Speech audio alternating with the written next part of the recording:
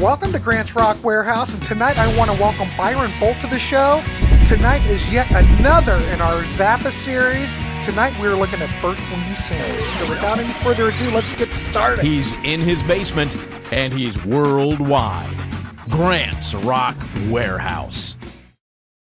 I always play that opening. Of course, you know I'm not in my basement. I am. All right, you're in the basement, Right. but I'm really not in the basement. But that's okay. It's all cool. So anyway, welcome to Grant's Rock Warehouse, and here we are for yet another episode in our Frank Zappa series. Byron, how many episodes have we done? We did the GTOs last month. God knows how many we've First done. two, this is probably 7 or 8 by now. Probably, but you know, double set albums. I'm not sure Byron or I will ever see the end of it because we'll probably be dead. But our goal is to finish this out. But tonight we are looking at Burnt Weeny Sandwich from 1970. So this is like one of the last Mothers of Invention albums. Not quite the end yet, but we're getting close. There you go. There's the props. And of course, there's the album cover that you can see behind us in our backdrop. Yeah, it's predominantly live. Very song oriented, I'll say that. I don't know. Wasn't this, how do you feel about this record though, Byron? I mean, well, compared to the other stuff, because okay, in that sweet spot, I think Absolutely Free. We're only in it for the money. Uncle Meat, a lot of people think Uncle Meat's the best thing ever. I think We're Only in It for the Money is. But this, we're still getting further away. I don't think this comes near any of those records. But I'm throwing it out to you. What are your thoughts on it? What do you think? Well, it's leftovers from the previous albums for the most part, but there's some real quality stuff in here as well. Frank had a lot of good leftover materials. I mean, even the next album is going to be sort of leftovers from this period. So, but we're getting ahead of ourselves, I guess. That's okay. Hey, you know what? We should probably get it in now in case we don't get to it. I'm just joking. We'll get to it. But yeah, go ahead. Keep going. Sorry. Didn't mean to interrupt. Well, yeah. So, so Burnt Weeny Sandwich, like we said, it came out February 9th of 1970, but it was recorded from August 67 to July of 69. So, I mean, that's might be a little bit of, I don't know if Absolutely Free this was after that, but it's definitely from We're Only in It for the Money to Uncle Meat. Yeah. Actually, Hot Rats too, which I'll get into a little bit of that. Heck, it might even stem back to Absolutely Free. It might. I'd have to check that date on that again. Yeah. But so it's got, musicians from, various times throughout the Mothers on this. It's not just once, it's not just like the Uncle Meat period. It's all the way back to at least We're Only in It for the Money. So there's a lot of different people on this album. And then there's some people that weren't in the Mothers too, which we'll get to. But Cal Schenkel did this cover art. It's a pretty cool cover. Yeah, I like it. The title, I didn't know this, but the title actually is a reference to Frank. He used to like the Hebrew national hot dogs that were kind of a little overcooked on bread with mustard. So Burnt Weeny Sandwich is how he came up with the title. So he liked them overcooked. Yeah. I've seen that. I've seen that. I read about that. So, so this is the Barking Pumpkin CD, which all the CDs that they made of this, except for the 2012 version, had a lot of extra reverb, like most of the reissued CDs that he did. The 2012, they say, is a real dry mix like the album. So, well, all those 2012 CDs went back to the original mixes, as far as I know, except for the most part. But Burnt Weeny went back to the way it originally was produced. Yep. And thank God for that, because I'm not a revisionist. I get that Frank wanted to go back and fix stuff in 87. I totally get it because he's the artist and he's going, well, I didn't like what we did then. I'm going to go back and reinvent it or fix it. But the purists, the people that are fans, really like what originally came out for the most part. What do you have? I've got the 2012 CD. Do you have just about all the 2012s? No. I mean, it's great to have.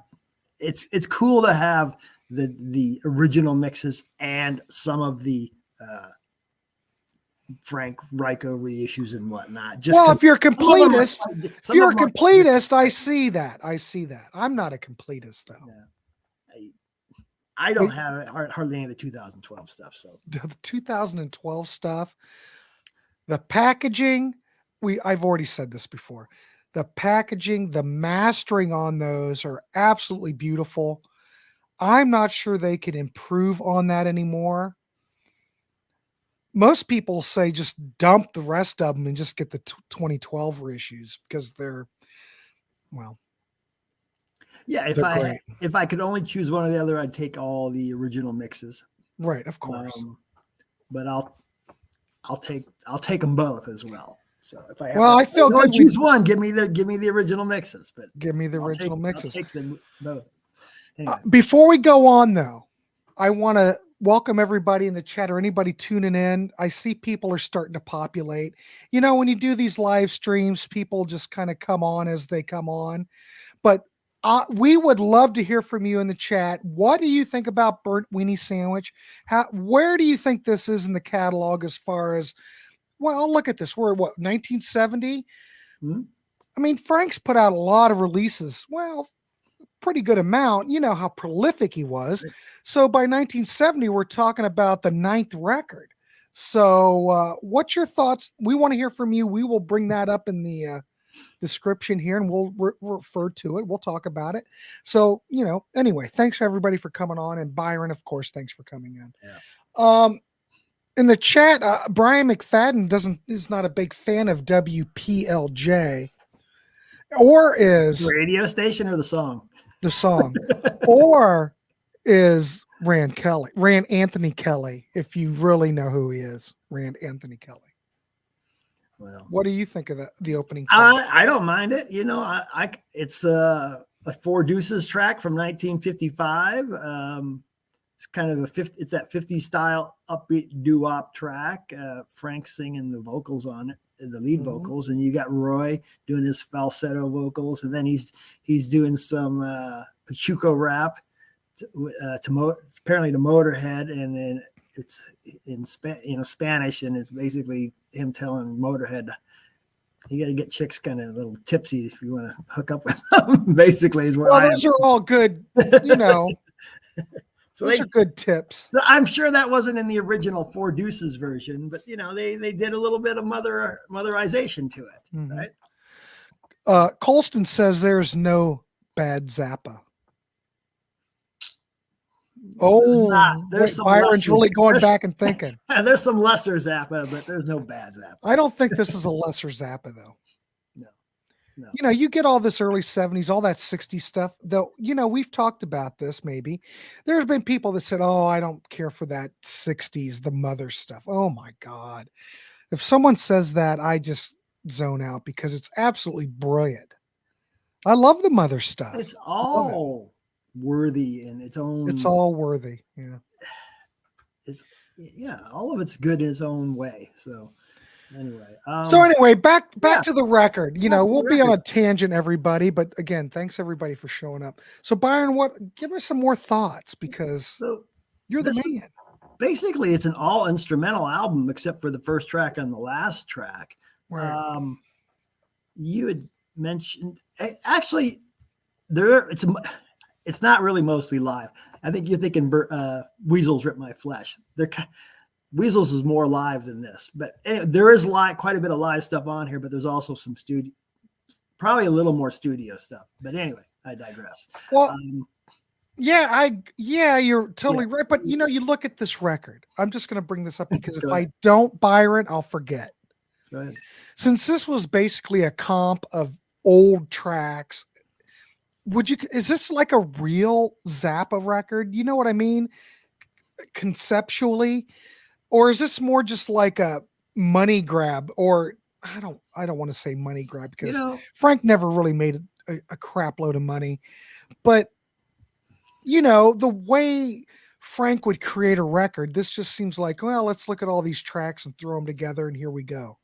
How do you look at this record? I think about a lot of other bands that have bands either break up or the artist dies, like Stevie Ray Vaughan. When he died, they put out that Sky is Crying album, and that's a really good album. It was all leftovers, but almost every song on there is very good. There's might be a couple that are take or leave, but there was enough left over in the vault here that it's a pretty solid album. A lot better than this is way better than most of the stuff they're releasing these days from the vault. I mean, not that's bad, but this is way better than most of that vault stuff. So, that's just to me rehashed. You're just hearing more different versions of the things you've already heard for the most part, but not in all cases. Well, I will say, listening to this, it doesn't come off as a record that's just compiled from a whole bunch of different sources. To me, it does sound like a even though it's mostly instrumental, which is fine. But look at Hot Rats. We're in that era. We're in that sweet pocket where there is a lot of instrumental stuff. It doesn't come off to me as just a record that's just put together from just leftover tracks. Way I hear it. I don't know. No, it's solid. But I'll discuss it more once we break into the tracks. But, sure, go ahead. If you want to go ahead and do that, feel free. A couple other things I was going to bring up. He actually released a video too back in the day called Burnt Weeny Sandwich. I didn't really know that, but I'd seen the video before. I just didn't know that that's what it was called. And it's like 18 minutes of mostly live footage of the Mothers. You see the GTOs in it a little bit. And the music, though, is mostly stuff from Uncle Meat. And it's pretty much, like I said, it's mostly live footage and like some visual effects in it. It's all right. Everybody should probably watch it sometime. I think it was on YouTube, so if you want to watch it. So it's at least worth a view. Yeah, it's okay to see. Okay. So anyway, that's all the notes that I really had. But now I have the song. I got my notes for each individual song, so we can talk about the songs, I guess. Sure. The first track we already discussed was WPLJ, which I think it's pretty good. The next track is Eeyore's Boogie Phase 1, which is a very short track. It's atonal. It kind of feels like a march at times with its drums, some horns, woodwinds, and I believe it came from the Uncle Meat sessions. It's got that same feel to it. So then you get to Overture to a Holiday in Berlin, which is actually the theme from The World's Greatest Sinner, which was a soundtrack he did in the early 60s. He did a couple of soundtracks. This track, it's very melodic. It's really got a great melody to it. It's short again. It's got drums, vibes, harpsichord, saxes. At times, the timing and the tuning of the instruments seems a little off, but I think they do that on purpose, And toward the end, it kind of gets a little noisy with the saxophones and stuff. But I read that this was allegedly recorded during the Hot Rats sessions, but I don't know because it's mostly the Mothers that are playing on it, and there weren't really that many Mothers on the Hot Rats album. Maybe it was just that same time frame. Right. Well, it's not like the Mothers weren't around, but I don't know. Because I think on the Hot Rat sessions, you really only had Ian Underwood. I think he was the only guy from the Mothers on that. I think so. Yeah. Next track is going to be theme from Burnt Weeny Sandwich. This is actually it's a fade in from an extended guitar solo from Lonely Little Girl, which was on We're Only in It for the Money. We're Only in It for the Money. So this was recorded at that time, I would imagine. It's just a long take of it. It starts during the guitar solo. But they've also added a lot of percussion overdubs to it, which reminds you a little bit of what they had going on in Uncle Meat. They did a lot of overdub percussions on that. Oh my God. Yeah. Mm-hmm. So then that leads us to Igor's Boogie Phase 2. So this first side, it's like 6 tracks, and a lot of them are fairly short. And everything kind of just segues into the next song. Well, yeah, if you look at side 1, you've got a track that's 3:02, 40 seconds, 1:29, 4 minutes. It's a really short side. Good. Think about it. It's just like bang, bang, bang. So I don't know. So this Igor's Boogie Phase 2, which is a continuation of the Phase 1, of course, it's also real short and atonal, horns, woodwinds, and they use I think it's the woodwinds probably the saxophones to create like a honking sound, like a goose or something at points. Once again, this sounds like it's probably from Uncle Meat. And then the last song on side 1 is Holiday in Berlin Full Blown. It picks up where the overture to Holiday in Berlin leaves off. Part of this song was redone again in 200 Motels, and they also added some vocals to it at points in that soundtrack. So if you haven't ever heard that, you'd hear some of this in there. Mm-hmm. It's got kind of a time in the middle of it. It kind of breaks into like a drum corps section, like marching band or something. And then toward the end, then it switches to a live section, which is a guitar solo from the Arc show in Boston in 1969. There's a bootleg of that if anybody's ever heard that. I don't know if this actual solo is from that is on that disc or not, but it's from that same show. With that bootleg, was that part of his bootleg series at all? Yeah. I think that's on the first Beat the Boots box. Mm-hmm. I've got a bunch of those laying on my hard drive. I think I might have owned some of those way back in the day, but I unloaded most of my boots. I don't. I've got all my Beach Boys stuff. But so that's the first side, I believe. Mm-hmm. Is it ABC? Is that on the second side? I got it as track 7, so I don't. The CD doesn't tell me. No, it's tracks. It's on the first side. Oh, it is. Okay, Yeah. So ABC, which is AYBE space SEA. It's a real lovely song, and it's really just a nice lush piano piece with guitar and some keyboard overdubs. A lot of the piano is being doubled by the keyboards and sometimes the guitar, and it's just a really nice song. I think it's one of the better things on here, really. Mm-hmm. Very melodic. So it's probably that and Holiday in Berlin are the highlights of the first side. I agree. I think, though, I like, some people, I like the whole side 1. I have no problems with it at all. I think it's a great record. Goes fast. It really goes fast. Yeah. Well, it's a short record. Yeah. Unlike side 2, which is fairly long, but that makes up for side 1. I want to say, I do want to thank everybody tuning in to watch this show. Thanks so much. Leave more comments. We'll try to get to them. Rand did say, I grew up with doo-wop and I didn't like it then. I don't know. I didn't know it was a cover. Yeah, it's So Rand, I'm going to assume you don't like Cruising with Ruben and the Jets then.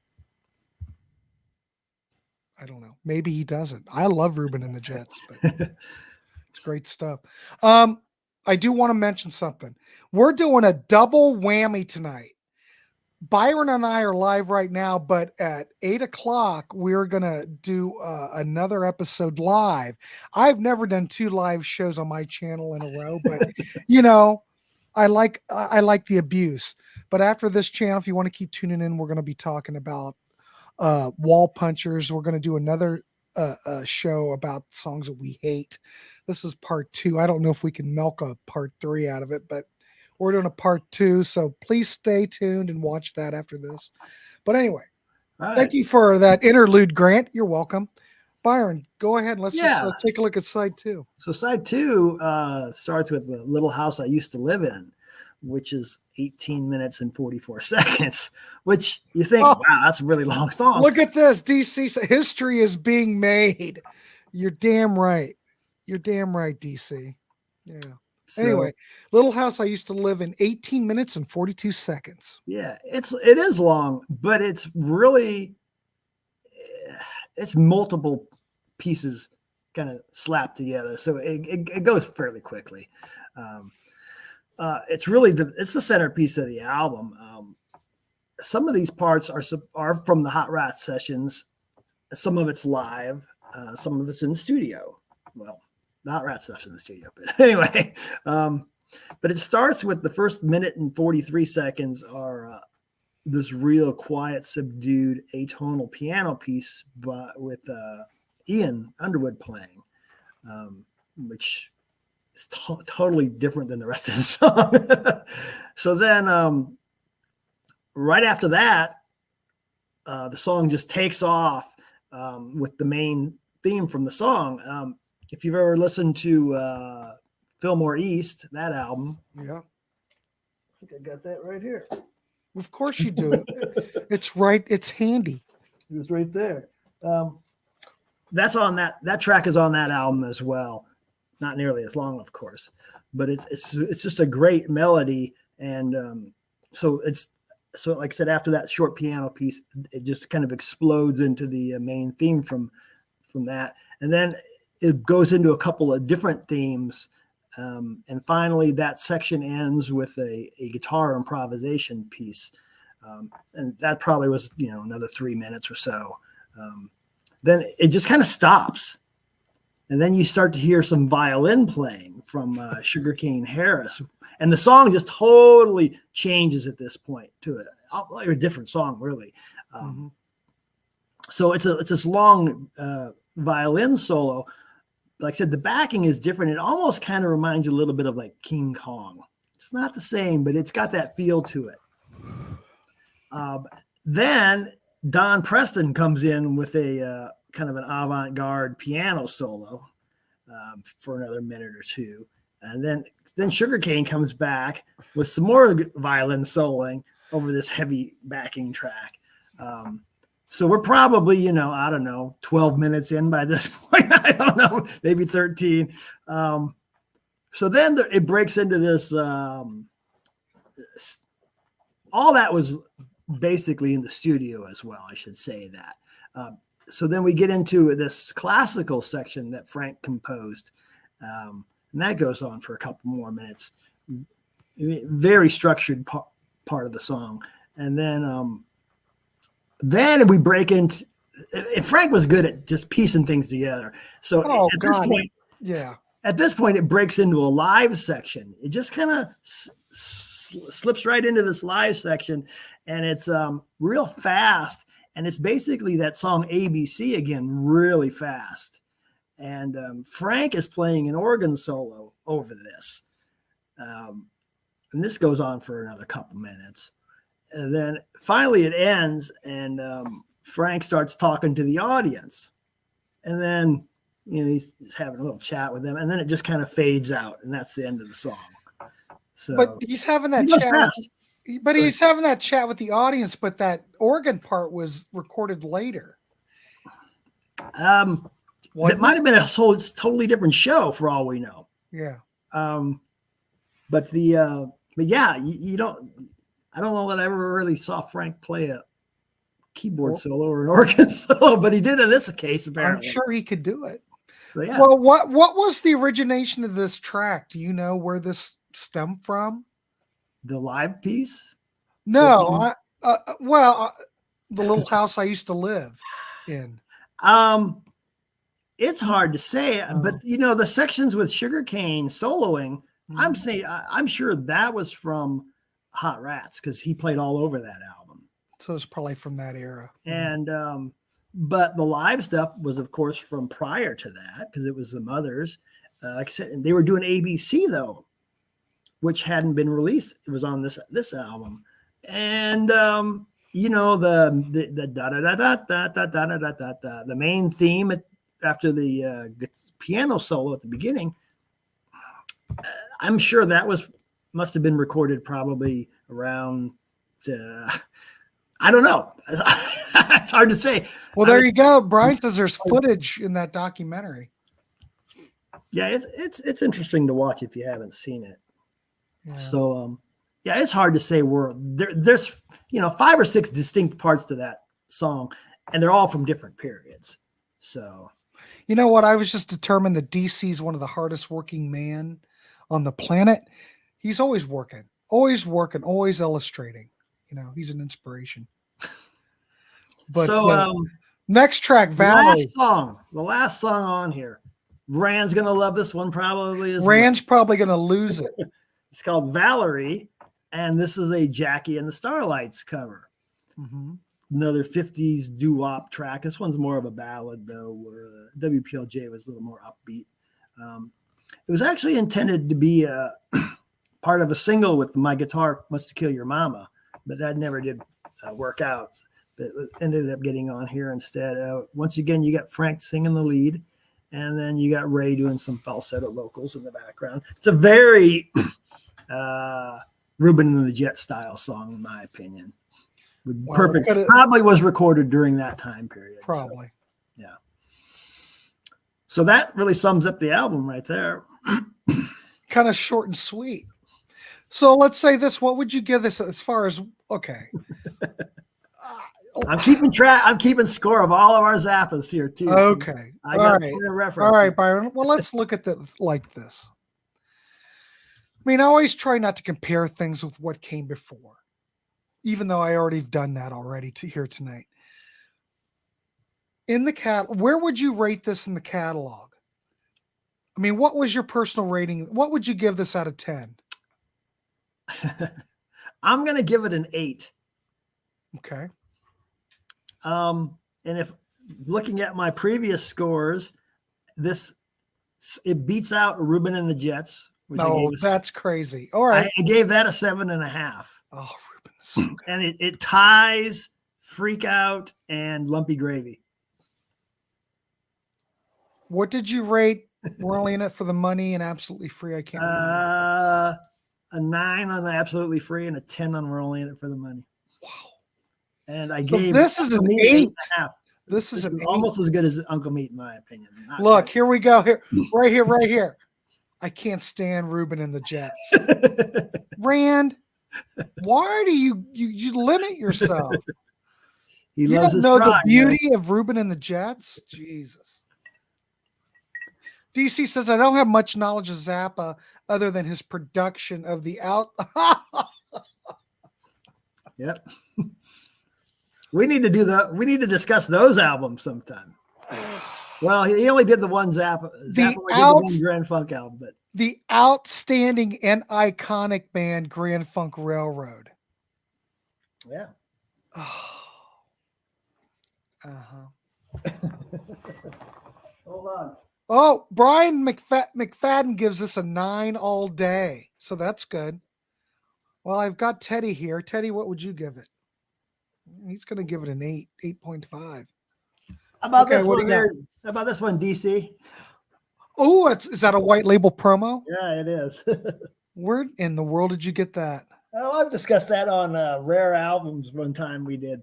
Look, there's Carol. I got it for like a buck or something.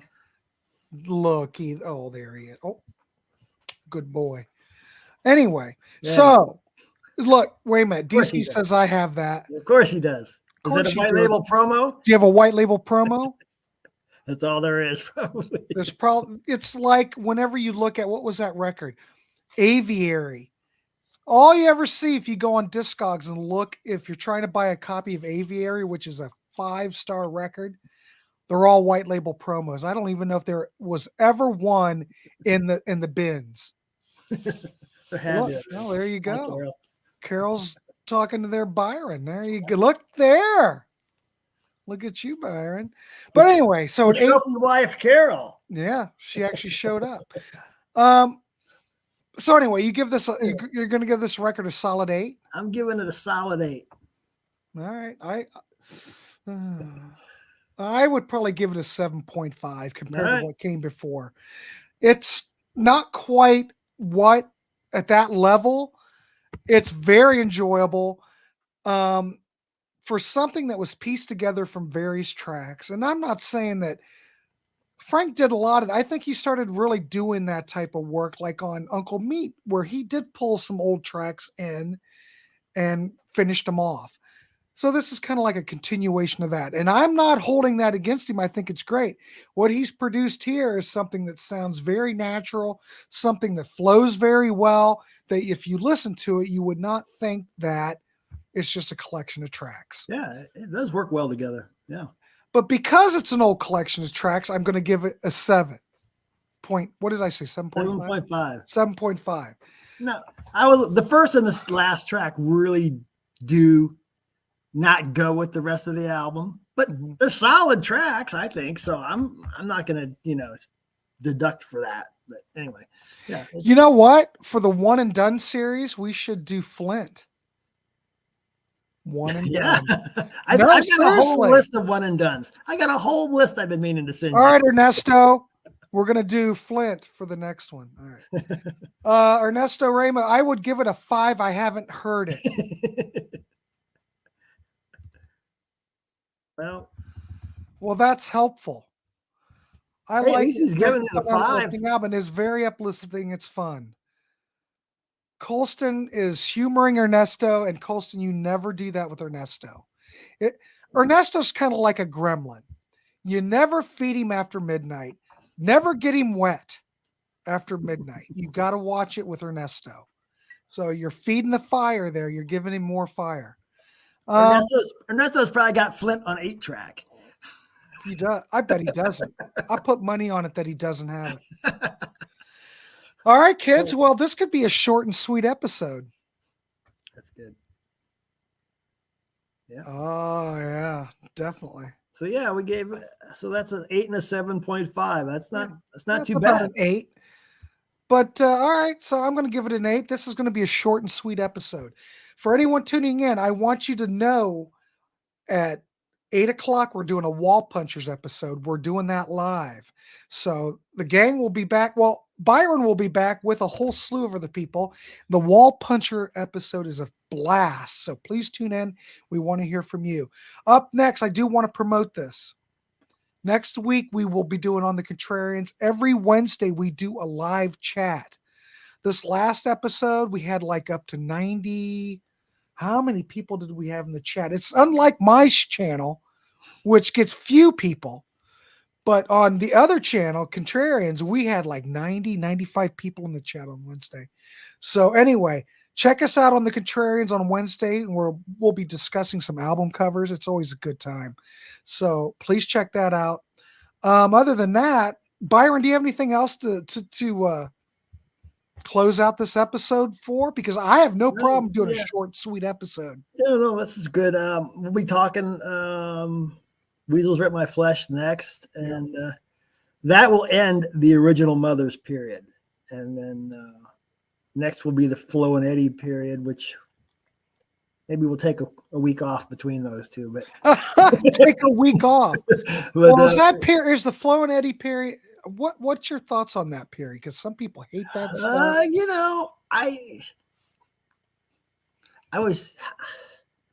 I appreciate the humor. If I would have been my age back in 1970, 71, 72, I'd probably be like, wow, this is really juvenile. But I didn't hear that stuff. I heard it when I was like in my early 20s. And I was like, oh, this is really funny. It's really juvenile. And I could get in. So I can appreciate it because I was young when I first heard it. But if I heard it as an old man, I'd be like, this is kind of stupid. Well, if you think about it, and don't everybody in the chat, don't take this the wrong way. If you listen to a lot of that old Mother stuff, there really isn't anything there that's immature or, childish. A little bit. Not like what came later. No. So I just find it fascinating. I'm one of those guys that look at that Mother stuff as it's up on another level. You could look at Chic Your Booty and you're looking at it's kind of juvenile in some space spots, but I don't know. Do you think that this really started with that whole Flo and Eddie period, since that does seem to be very juvenile? I mean, is that where it really started? he went. I don't know where it stemmed He, from. he went in head first on the flow in the Flo and Eddie. Right. He was a little, I don't know, like Brown Shoes Don't Make It was pretty risque. I don't know if it was necessarily juvenile, but the subject matter was very risque, and Harrier Beast was a little edgy as well. Right. But I mean, that was just one song here and there. But the Flo and Eddie stuff, almost every song was pretty risque. So, yeah, I have to admit that I've never. But think about it. When that came out, of course, Rolling Stone just butchered it. They gave it like 1 star. They hated that Flo and Eddie stuff. Well, it did. But the Fillmore got horrible reviews. And I think if you look at it nowadays, I think it still gets horrible reviews. But I think it'll be great because if we can look at it, reevaluate it, I'm actually kind of looking forward to the Flo and Eddie stuff. Yeah. Because let's try to look at that. Let's try to look at that with fresh set of eyes and see how well it really coexists in today's world. You probably couldn't make those records now at all. But Magdalena is the ultimate taboo song. But I think it's going to be fun to talk about. Look, we have Davy Gallagher here.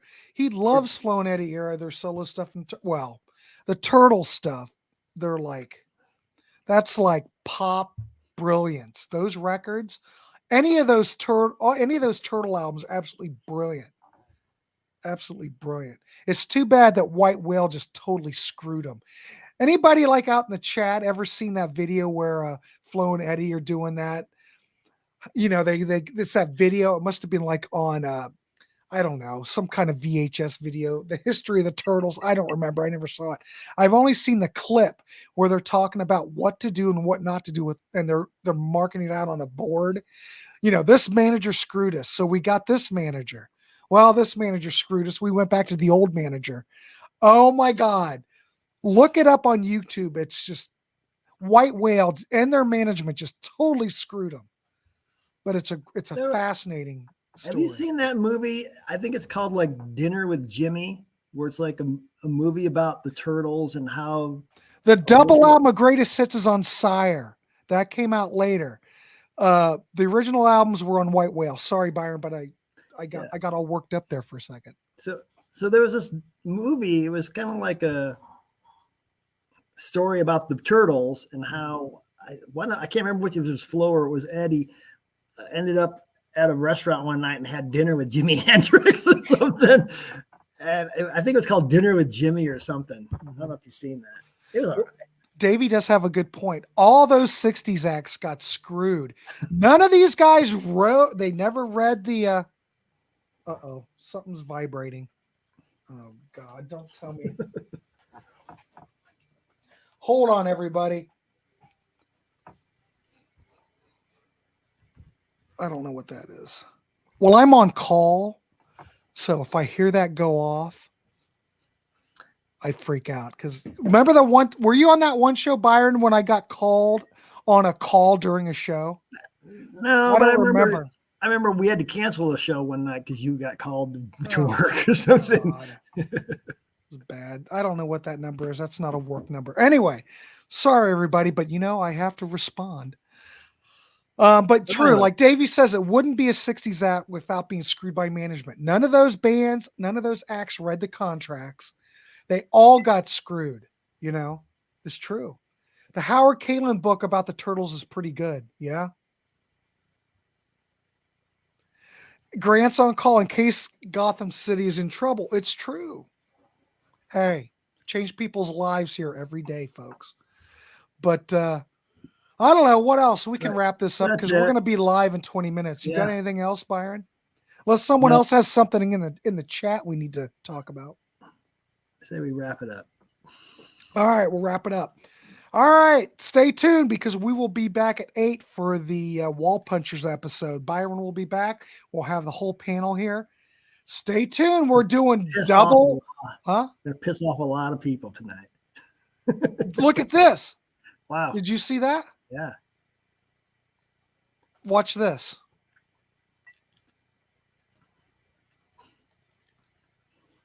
Look at that.